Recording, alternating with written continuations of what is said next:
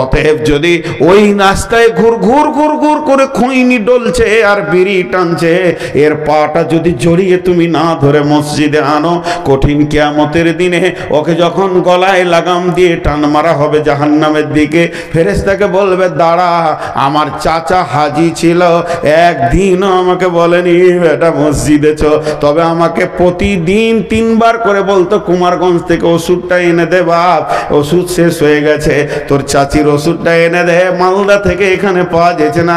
আমার চাচা আমাকে 20খানা হুকুম করেছে, জিন্দেগিতে তার হুকুম সব মেনেছি, কিন্তু কোনোদিন আমার হাতটা ধরে বলেনি ভাতিজা রে মসজিদে আয়, তোকে না মসজিদে দেখলে আমার কলিজাটা ঠান্ডা হচ্ছে না।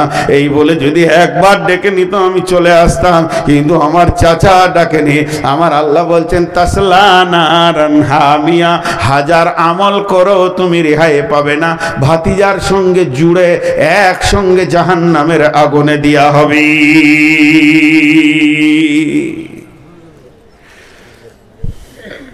লা রহমানিয়া ফিল ইসলাম, লা রহমানিয়া ফিল ইসলাম, ইসলামে বৈরাগ্য নাই, ইসলামে বৈরাগ্য নাই। জি আরেকবার বলছি, ইসলামে বৈরাগ্য নাই। বৈরাগ্য কাকে বলে একবার বলবো, বুঝে নিতে হবে।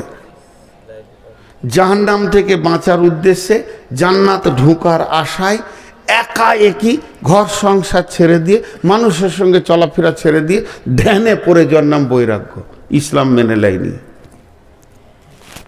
কাবা শরীফে যতগুলো মিটিং হয়েছিল